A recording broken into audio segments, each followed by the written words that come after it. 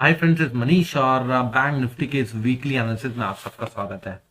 तो friends, I hope कि you might be enjoying the holiday. आप हॉलीडे एंजॉय कर रहे होंगे और ये वक्त होता है actually friends to start the preparation for the next week. और हम लोग स्टार्ट करते हैं। और ये जो मंथली चार्ट है ये हम हमेशा ही देखते हैं, और मैंने पिछली एनालिसिस में भी आप लोगों को यही बोला था कि ये जो बैंक निफ्टी क्या कर रहा है, इस परफेक्टली इस ट्रेंड लाइन के अंदर ट्रेड कर रहा है। ठीक है, टॉप पे गया, रेजिस्टेंस फेस किया, सपोर्ट पे गया, और अब ये दोबारा से इस रेजिस्टेंस पे आके क्लोजिंग भी दे दिया इसने वीकली बेसिस। ठीक है, अब देखिए इसके ऊपर ट्रेड करता है, डेफिनेटली 47,300 के ऊपर करता है तो फिर ये एक मेजर रेजिस्टेंस को क्रॉस कर लेगा as far as monthly chart is concern. लेकिन मंथली चार्ट पे अगर ये करता भी है तो कई बार क्या होता है कि वो क्रॉस करता है और फिर वो अपर वीक बन जाती है और फिर वो डाउन हो जाता है और बाजार नीचे आ जाता है। There are the two possibilities. ठीक है, तो जब तक ब्रेकआउट कंफर्म होके आगे टिक ना जाए, चल ना पड़े, तब तक कह नहीं सकते कि मार्केट वाकई में ब्रेकआउट दे रही है या फिर केवल एक ही ट्रैप है। ठीक, लेकिन अभी जब तक जो ट्रेंड है that is a bullish trend. केवल पुल बैक्स आए हैं। अब ये बीच में कुछ महीने का पुल बैक आया था, उसके बाद फिर लगातार बैंक निफ्टी ऊपर की तरफ निकलता चला जा रहा है। अब ये सेकंड मंथ है जो कि ग्रीन कैंडल बन रही है। अब ये ग्रीन बनेगी नहीं बनेगी, या यहाँ से डोजी में कन्वर्ट होगी, या फिर वो ब्रेकआउट देके सस्टेन करेगी, ये सब हम कैसे समझ सकते हैं? इसके लिए हमारे को छोटे टाइम फ्रेम पे जाना पड़ता है। मल्टी टाइम फ्रेम एनालिसिस की जो खूबसूरती है वो यही होती है फ्रेंड्स। मंथली से वीकली पे जाएंगे, डेली चार्ट पे जाएंगे, फिर ओवरली चार्ट पे हम नेक्स्ट वीक के लेवल्स निकालेंगे। ठीक है, अब हम लोग मंथली चार्ट से वीकली चार्ट की तरफ मूव करते हैं। वीकली चार्ट पे हमें अब थोड़ा सा और क्लैरिटी मिल रही है। ये दिख रहा है कि हमारे को जो ये जो ब्रेकआउट मिला है इस रेंज से मिला है। ठीक है, दिस इज द रेंज जहां से हमने ब्रेकआउट लिया है।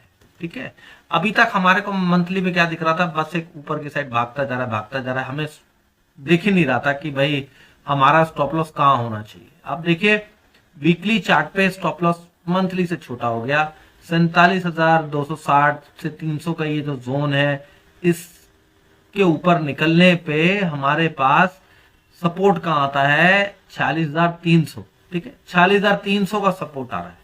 मतलब ये कि 1,000 पॉइंट दूर सपोर्ट दिख रहा है अभी भी वीकली चार्ट के हिसाब से, और बाजार रेजिस्टेंस पे है। अगर ऊपर निकलता है तो 1,000 पॉइंट से ज्यादा का स्टॉप लॉस लगाना पड़ेगा वीकली चार्ट पे। तो वीकली चार्ट के हिसाब से भी हम ट्रेड नहीं कर सकते, इन्वेस्ट कर सकते हैं कि भाई 1,000 पॉइंट बैंक निफ्टी नीचे चला गया तो फिर बैंकिंग स्टॉक्स वीक हो जाएंगे। तो जो लोग केवल बैंक निफ्टी के स्टॉक्स में ट्रेड करते हैं उन्हें समझ में आ जाएगा बैंक निफ्टी वीक है तो भाई हमें स्टॉक्स में बाय डिप्स नहीं करना। ठीक है, तो वीकली चार्ट से अब हम डेली चार्ट की तरफ मूव करते हैं।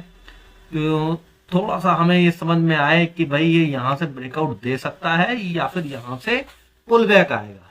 ठीक, अब देखिए there are the two things कि भाई यहां से पुल बैक आए फिर निकले या फिर डायरेक्ट निकले, यही था।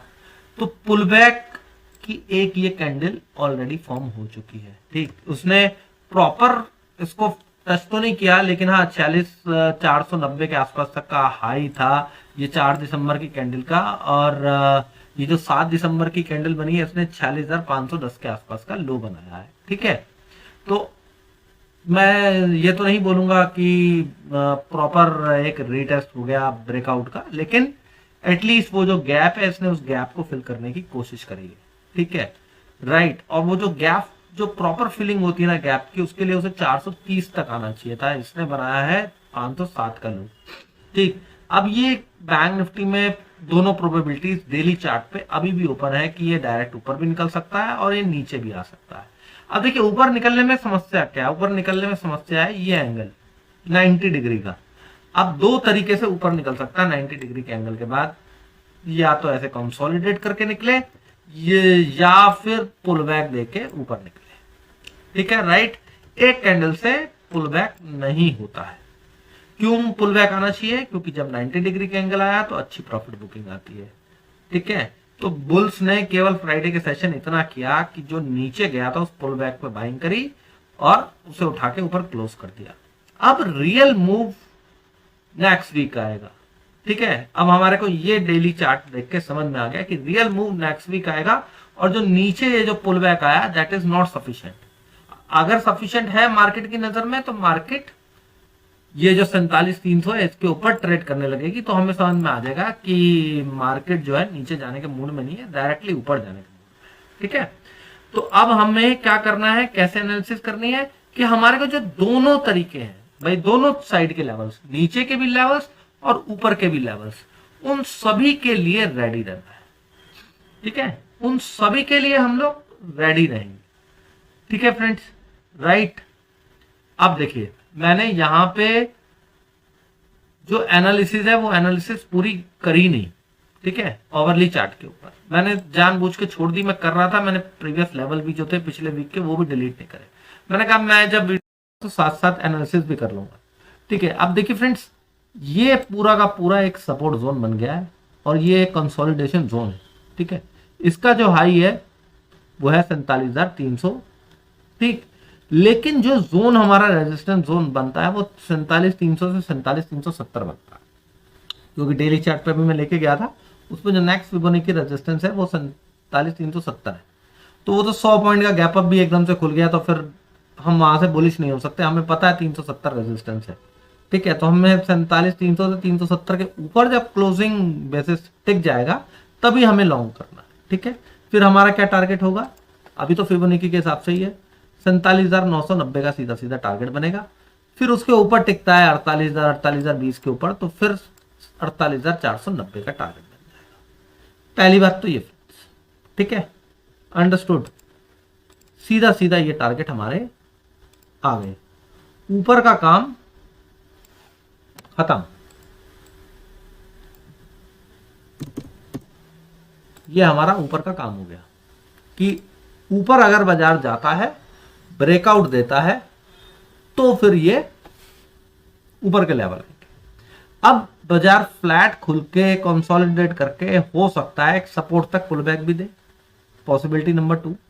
तो हमारे लिए सपोर्ट जोन क्या बनता है फ्रेंड्स, ठीक है, 46,850 से लेके 46,770, 46,850 से लेके 46,770 का सपोर्ट बन जाता है हमारे लिए।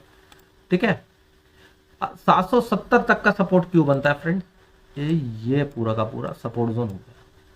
ठीक है, यहां के बीच में कंसोलिडेट करके ऊपर ब्रेकआउट करेगा तो हम लॉन्ग करने वाले हैं, लेकिन अगर इस लेवल को वो ब्रेक कर देता है, इस जोन को ब्रेक कर देता है, ठीक है, तो क्या टारगेट बनेगा, इस गैप को आके फिल करेगा, इस गैप को आके फिल करेगा 46,450। ठीक है, 46,450 का ये लेवल बैंक निफ्टी टेस्ट कर देगा। अब ये भी हो सकता है कि जो 46,450 है इस कैंडल को ब्रेक कर दे, राइट। तो 46,400 को अगर वो ब्रेक कर देता है, ठीक है, तो ये एक सपोर्ट बन के आ रहा है, जो ये रेजिस्टेंस जो था वो सपोर्ट बन के आएगा। ठीक है, तो बिलो 46,400 क्या होगा, टारगेट आ जाएगा 46,250 तक का। और अगर 46,200 के नीचे आ जाता है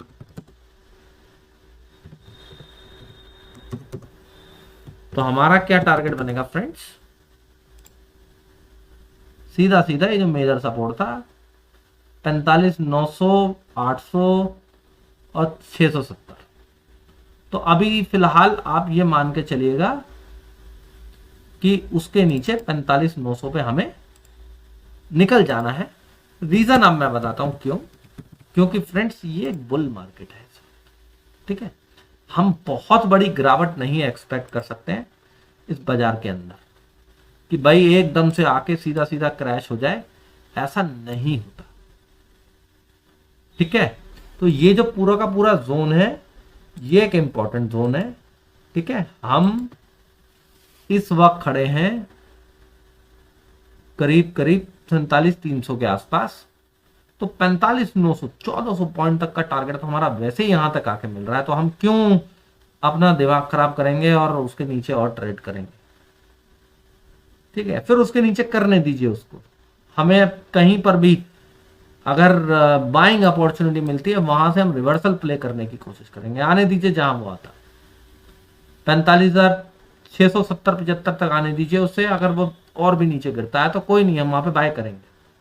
वो पूरा गैप जोन था, वो जो गैप था वो गैप सपोर्ट का काम करेगा, इसलिए मैंने 45,900 अभी तक ड्रॉ कर रखा। ठीक है, तो आई होप कि आप लोगों को एनालिसिस समझ में आई होगी फ्रेंड्स। सपोर्ट पे बाय करना, ठीक, ओनली बिलो लेवल्स में बोल के चलता हूं, जो मैं टेलीग्राम पे हमेशा लिखता हूं। ओनली बिलो वाले लेवल्स को ध्यान रखा करिए, उनसे रिवर्सल आता है। तो ओनली बिलो में 46,400 और 46,200 है। ठीक है, तो फ्रेंड्स एनालिसिस समझ में आई हो, अच्छी लगी हो तो चैनल को सब्सक्राइब करके बेल नोटिफिकेशन को जरूर ऑन कर दीजिएगा, जिससे आने वाली वीडियोस की नोटिफिकेशन मिलती रहे। वीडियो पसंद आई हो तो लाइक कीजिए, शेयर कीजिए, कमेंट कीजिए। Thank you very much friends.